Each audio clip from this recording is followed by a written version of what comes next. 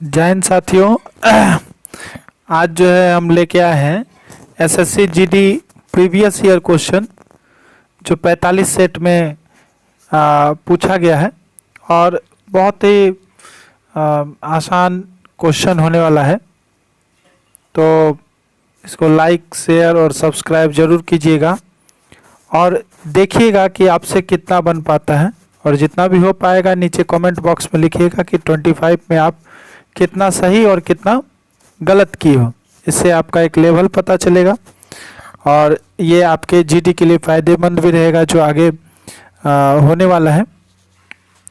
तो चलिए हम लोग इसकी शुरुआत करते हैं, और एक रिक्वेस्ट बार बार इसलिए करता हूं कि लाइक शेयर कर दीजिए ताकि उससे हमें मोटिवेशन मिलता रहता है, आपके लिए अच्छी अच्छी वीडियो बना के लाते रहते हैं। पहला क्वेश्चन देखिए, कहता है कि from which Harappan site on statue of a priest has been found. तो किस साइट पे जो है स्टोन स्टैच्यू वगैरह मिला था? तो ये मोहनजोदड़ो में मिला था। एरिया जो था पाक और अफगानिस्तान के साइड था। 1922 में जो है राखलदास बनर्जी के द्वारा जो है इसको खोजा गया था, जिसको मृतकों का टीला भी कहा जाता है। मोहनजोदड़ो राजधानी हुआ करती थी उस समय की। तो ये सारी जानकारियाँ आपके पास आपके स्क्रीन पे भी दिख रहा होगा। तो ये पहला क्वेश्चन आपका रहा, और भी दूसरा क्वेश्चन हम लोग करेंगे। तो चलिए आगे बढ़ते हैं दूसरे क्वेश्चन की तरफ। कहता है कि दूसरा क्वेश्चन है व्हाट इज लीचेन।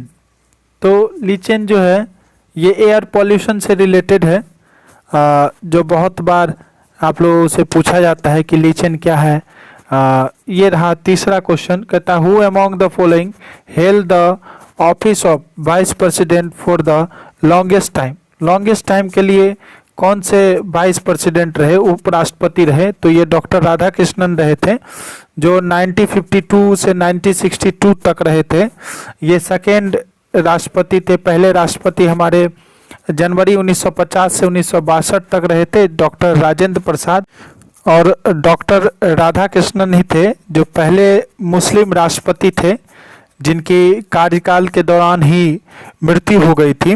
वैसे सेकेंड नंबर के वाइस प्रेसिडेंट थे, उपराष्ट्रपति जिन्हें कहा जाता है, जिनकी जो है कार्यकाल के दौरान ही मृत्यु हो गई थी। पहले मुस्लिम राष्ट्रपति भी यही थे। चलिए हम लोग आगे बढ़ते। डॉक्टर राधाकृष्णन जो 1952 से 1962 तक रहे, सेकेंड नंबर के थे, और पहले नंबर पे जो प्रेसिडेंट थे वो जनवरी 1950 से 1962 तक रहे, डॉक्टर राजेंद्र प्रसाद। और ये मुस्लिम राष्ट्रपति थे जो कार्यकाल के दौरान ही जिनकी मृत्यु हो गई थी। उस समय जो है बहुत प्रीवियस टाइम की बात है, 1950 से 1962 तक इनका कार्यकाल रहा था। और लाइक शेयर और सब्सक्राइब जरूर कर दीजिएगा चैनल को, और अपने दोस्तों को भेजिएगा ताकि शिक्षा सही जगह तक पहुंच पाए। और सबको ये चूँकि फ्री है, कोई सब्सक्राइब करने में कुछ लगता नहीं है, तो आप सब्सक्राइब करके हमें मोटिवेशन जरूर दें। Thank you. हम लोग पढ़ते हैं चौथे क्वेश्चन की तरफ। कहता है कि under what condition can the president issue an ordinance. Ordinance मतलब आप लोग जानते हैं अध्यादेश। किस स्थिति में जो है ये जो किस आर्टिकल में ये लागू किया जाता है? तो ये आर्टिकल 123 में लागू किया जाता है। और कंडीशन क्या होगा? In the event of absence of the session of the house, ये कारण रहेगा। और आर्टिकल 123 में ये प्रावधान दिया गया है कि ये ऑर्डिनेंस लागू किया जा सकता है अगर ऐसी स्थिति बनती है तब। तो आगे बढ़ते हैं। चलिए, ऐसी स्थिति बनती है तो इसको लागू किया जा सकता है। इमरजेंसी एक अलग चीज़ है, बहुत बार इमरजेंसी लगा है, ये एक अलग चीज़ है। चलिए आगे बढ़ते हैं। इस क्वेश्चन में थोड़ा सा मिस्टेक है। कहते हैं कि what is the mixture of gun powder. Gun powder का मिक्सचर क्या है? तो आप लोग सही कर लीजिएगा। इसमें नाइट्रेट, सल्फर और चारकोल मिलाया जाता है, तब गन पाउडर जाकर बनता है। और चलिए आगे बढ़ने से पहले आप लोगों के लिए एक मोटिवेशन थॉट, ना संघर्ष ना तकलीफ तो क्या मज़ा है जीने में। ना संघर्ष ना तकलीफ तो क्या मज़ा है जीने में। बड़े बड़े तूफान थम जाते हैं जब आग लगी हो सीने में। तो हम लोग का नारा भी यही है कि वर्दी हमारी शान, वर्दी हमारी जान। और सिलेक्शन यहाँ एक जिद है। जब हम किसी चीज़ की जिद कर लेते हैं तो वो ऊपर वाला ईश्वर भी उसको पूरा करने के लिए आपके साथ तत्पर हो जाता है। इसीलिए जिद्दी बनिए, अपने मुकाम को पाइए, सिलेक्शन लेके ही आना है। आगे बढ़ते हैं नेक्स्ट क्वेश्चन की तरफ। नेक्स्ट क्वेश्चन की तरफ बढ़ते हैं। कहता है कि India has invited the president of which country to come as the main event on the republic day. ये लास्ट टाइम की बात है। ये इससे पहले जो है इस सूरीनाम के को बुलाया गया था। आप लोग बताइए कि 2021 में जो है किसे बुलाया गया था। 2021 में किसे बुलाया गया था, आंसर कीजिएगा जल्दी जल्दी। और किसे बुलाया गया था बताइए। तो 2021 में किसी को नहीं बुलाया गया था अतिथि के रूप में, मेन गेस्ट के रूप में किसी को नहीं बुलाया गया था कोविड के चलते। आगे बढ़ते हैं हम लोग। आगे बढ़ने से पहले आप जानते हैं कि इस चैनल का एक ही उद्देश्य है, सही शिक्षा को सही जगह तक पहुंचाना। सिलेक्शन यहाँ एक जिद है। कहता है there is a touch angle of clean water and clean glasses. तो इसका एंगल बताइए। तो ये 0 डिग्री का होता है, आप सबको मालूम है ये 0 डिग्री का होता है। तो बहुत ही इम्पोर्टेंट और प्यारा क्वेश्चन है। इसको वेरी वेरी इंपॉर्टेंट में आने वाले हो सकता है एग्जाम में भी ये आए, और बहुत सारे एग्जाम में ये पूछा भी गया है। चलिए आगे बढ़ते हैं नेक्स्ट क्वेश्चन की तरफ, जो बहुत ही इम्पोर्टेंट है। फिर मैं वही चीज़ कहूँगा कि 25 क्वेश्चन में आपका कितना मार्क्स आ रहा है कमेंट करके ज़रूर बताइएगा। और चैनल को लाइक शेयर और सब्सक्राइब जरूर कीजिएगा, इससे हमें मोटिवेशन मिलते रहता है। सही शिक्षा को सही जगह पहुंचाना ही हमारा उद्देश्य है, और इस काम को हम लोग बखूबी कर रहे हैं ताकि सही शिक्षा सही बच्चों तक पहुंच पाए, गरीब से गरीब बच्चों तक शिक्षा पहुंच पाए। जिनके पास पैसे का अभाव है उनके पास भी शिक्षा पहुंचे। चलिए 8वें क्वेश्चन पे बढ़ते हैं कि provision on the basis of the religion ETC is the fundamental right which will be classify under. तो ये फंडामेंटल राइट जो है यहाँ क्लासीफाई किया गया है right of freedom of religion. इसमें क्लासीफाई किया गया है right to freedom of religion. और ये आर्टिकल 25 से 31 में भी लिखा गया है। आर्टिकल 25 से 31 में लिखा गया है। ये इम्पॉर्टेंट क्वेश्चन है, बहुत बार पूछा जाता है, एक देख लीजिएगा। चलिए आगे बढ़ते हैं। ये सारे क्वेश्चन जो है लगभग 45 सेट में पूछे गए हैं। जो हार्ड क्वेश्चन था वो मैं उठा के लाया हूँ। Next question, under the provision of each article of the constitution Bharat Ratna Padma Bhushan Vibhushan are the awarded by the government of India. किस आर्टिकल के तहत जो है पद्म भूषण भारत रत्न ये दिया जाता है। तो ये आंसर रहा आपके होम स्क्रीन पे, आर्टिकल 18 के तहत जो है ये दिया जाता है। और ये बहुत ही इम्पोर्टेंट और प्यारा क्वेश्चन है। पिछली दफ़ा जो है 45 सेट में भी ये आया था। ये 10वां नंबर का क्वेश्चन है। कहता है कि who formulated the policy of blood and iron in the Germany. ये बहुत ही इम्पोर्टेंट जो क्वेश्चन है बिस्मार्क के द्वारा किया गया था। और कैसे किया गया था, छोटे छोटे लोगों को जोड़कर एक नया जगह दिया गया था, नया नाम दिया गया था, और छोटे छोटे जगहों को जोड़कर जर्मनी बनाया गया था। भारत, आप लोग बताइए कि भारत का बिस्मार्क किसे कहा जाता है। भारत का बिस्मार्क किसे कहा जाता है। तो सरदार वल्लभ भाई पटेल को कहा जाता है। क्यों कहा जाता है, क्योंकि इन्होंने 525 रजवाड़ों को समझा बुझाकर भारत में मिला लिया था। इनको लौह पुरुष के नाम से भी जाना जाता है। इम्पोर्टेंट क्वेश्चन है, इसको कॉपी में लिख लीजिएगा और याद करने की कोशिश कीजिएगा। चलिए आगे बढ़ते हैं।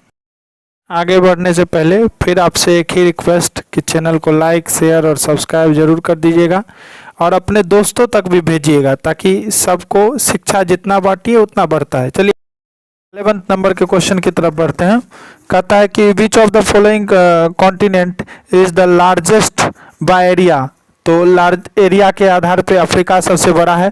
और एक सीरीज ये देख लीजिए 7 कॉन्टिनेंट का जो है, सबसे पहले अफ्रीका एशिया आता है, फिर अफ्रीका, नॉर्थ अमेरिका, और उसके बाद जो है साउथ अमेरिका, और उसके बाद अंटार्कटिका सबसे लास्ट में, बीच में जो है एक छूट गया, ये जो है यूरोप बीच में। ये Asia, Africa, Europe, Australia, north America, south America और अंटार्कटिका, ये सीरीज है, क्रम है जो ऊपर से नीचे की तरफ 1 2 3 4 बड़ा और छोटा इसमें दिखता है। इस सीरीज को याद कर लीजिए, हो सकता है इसमें छोटा बड़ा आपसे पूछे तो आपको वहाँ ये काम आएगा। चलिए आगे बढ़ते। हो सकता है कि आपसे ये ना पूछ के ये सीरीज पूछ दिया जाए कि बताइए कि कॉन्टिनेंट जो है कितने हैं और उसका सीरीज क्या है। तो आपको ये क्रम याद होना चाहिए ताकि आप वहाँ जो है इस क्रम में सजा पाइए, लिख पाइए। ये आपके लिए बेहतर रहेगा, इसे आप ज़रूर से ज़रूर याद कर लीजिए। आगे बढ़ते हैं, चलिए।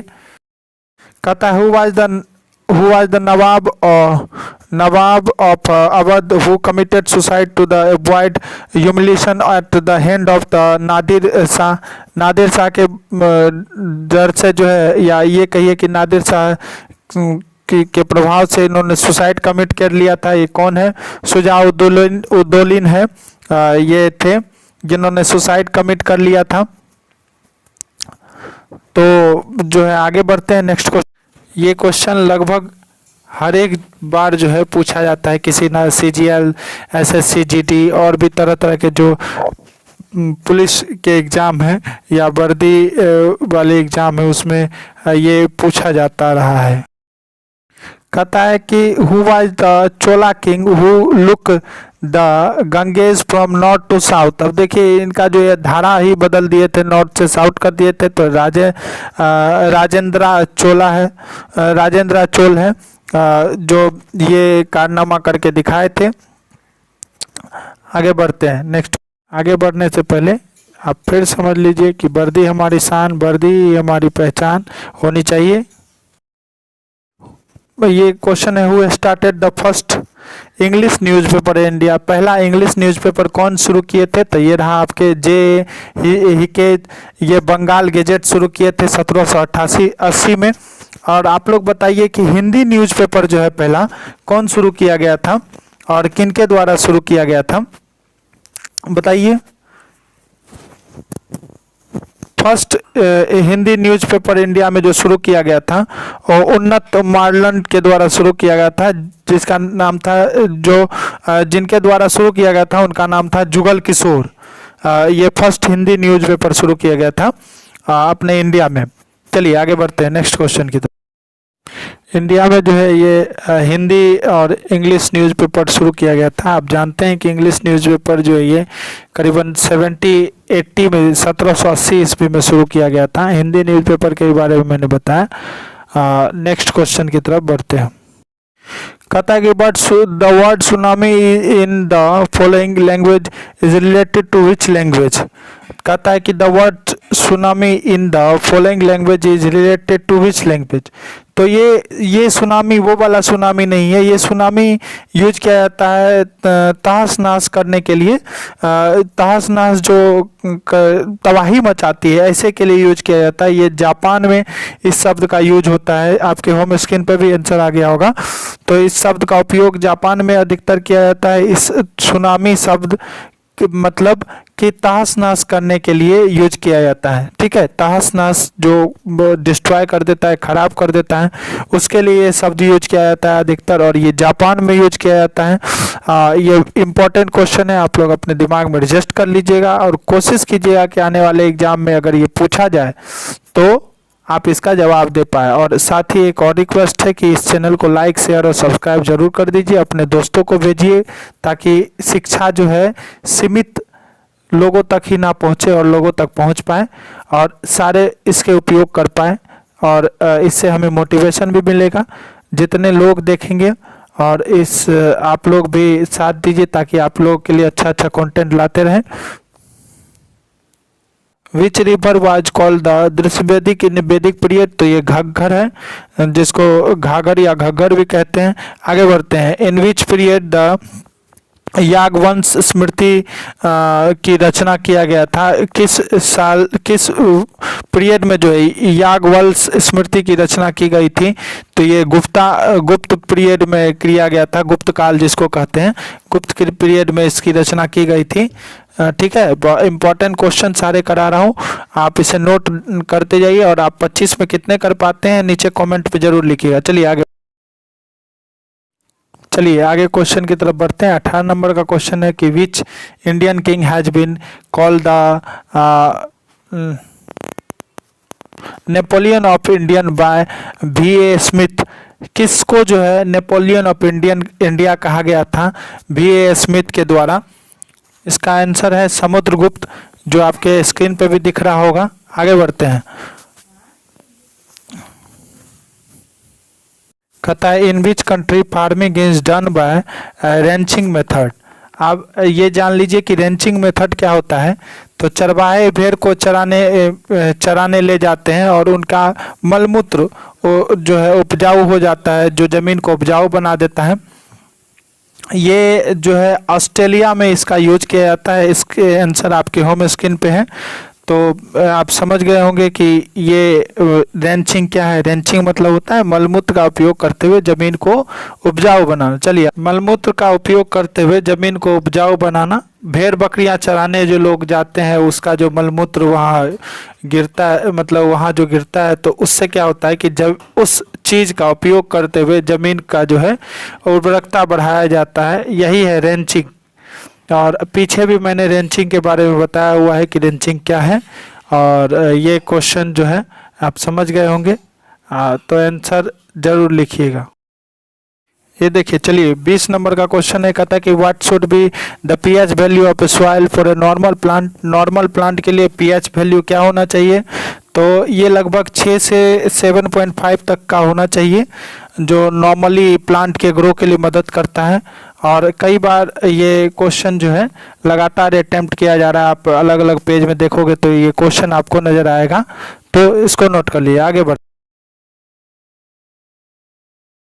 ये आगे क्वेश्चन है, कहता है कि what web page generating software, कौन सा वेब पेज जो है सॉफ्टवेयर जनरेट करने के लिए मदद करता है? तो पेज मेकर मदद करता है। आंसर आपके होम स्क्रीन पे है। तो पेज मेकर जो उपयोग करते हुए आप लोगों के दिमाग में बहुत सारा साइट आ रहा होगा, लेकिन पेज मेकर का उपयोग करते हुए सॉफ्टवेयर जनरेट किया जाता है। जनरेट मतलब बनाया जाता है। आगे बढ़ते हैं, चलिए आगे बढ़ते हैं नेक्स्ट क्वेश्चन की तरफ, जो बहुत ही इम्पोर्टेंट है आप लोगों के लिए। ये 22वां नंबर का क्वेश्चन है, taxonomy is basically related with. तो टैक्सोनॉमी जो है बेसिकली बायोडाइवर्सिटी से रिलेटेड होता है। आंसर आपके होम स्क्रीन पे भी है।